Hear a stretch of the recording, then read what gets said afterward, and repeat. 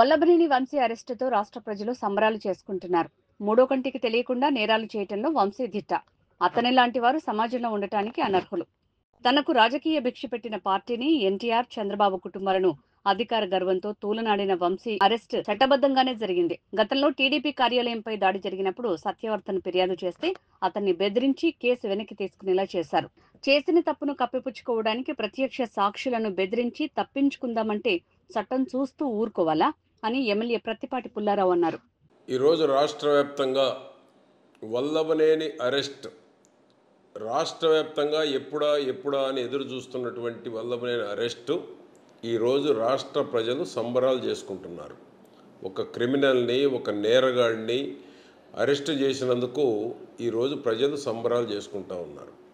సత్యవర్ధన్ గతంలో తల్లి లాంటి పార్టీ మీద దాడి చేసినప్పుడు, తల్లి లాంటి పార్టీ మీద విధ్వంసం చేసినప్పుడు ఎవరైతే కంప్లైంట్ ఇచ్చారో సత్యవర్ధన్ని కిడ్నాప్ చేసి బెదిరించి ఆ కంప్లైంట్ విత్డ్రాయల్ చేయించినటువంటి ఒక క్రిమినల్ గన్నవరం మాజీ ఎమ్మెల్యే వంశీ.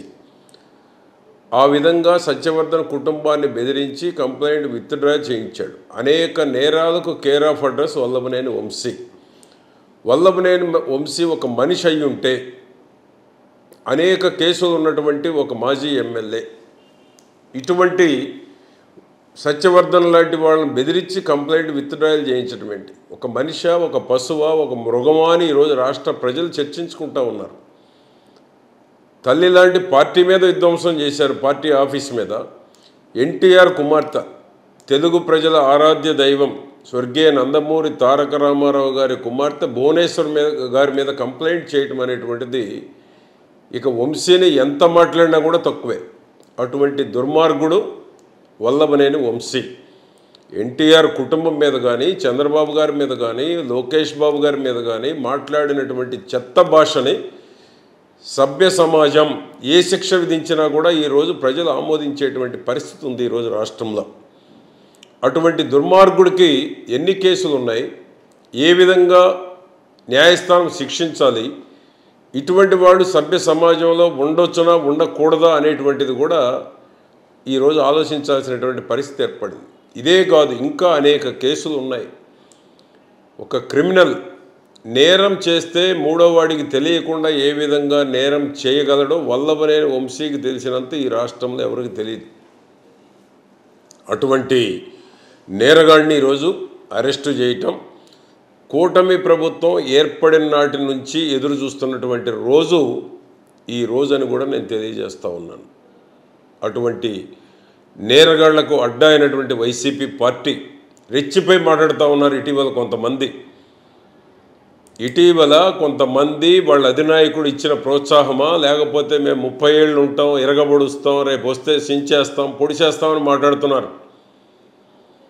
అంటే ఏ విధంగా అల్లర్లు సృష్టించాలి, ఏ విధంగా ఫ్రాక్షనిజాన్ని పురికొల్పాలి అనేటువంటిది వాళ్ళ నాయకుడు వీళ్ళకి ప్రోత్సహించినట్టు కనపడుతూ ఉంది, రెచ్చగొట్టినట్టు కనపడుతూ ఉంది. ఎందుకంటే దేనికి పనికిరాని వాళ్ళు కూడా కోతలకు వస్తూ ఉన్నారు. సమాజం వెలేసిన వాళ్ళు కోతలకు వస్తూ ఉన్నారు. ఆ విధమైనటువంటి నాయకులు ఆ పార్టీలో ఉండబట్టే ఈరోజు కూటమి ప్రభుత్వానికి చరిత్రలో ఎన్నడూ లేనంత మెజార్టీ ఇచ్చారు.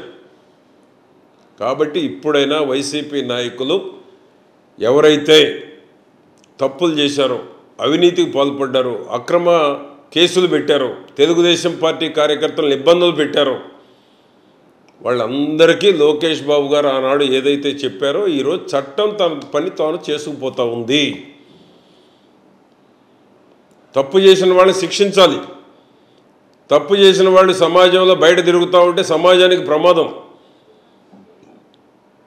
దోపిడీకి పాల్పడిన వాళ్ళు, అధికారం ఉందని ఏదైనా మీకు సాధ్యం అనుకొని విర్రవీగినటువంటి వాళ్ళకి చట్టం తన పని తాను చేసుకుపోతూ ఉంది ఈనాడు. అదే ఈనాడు జరిగింది.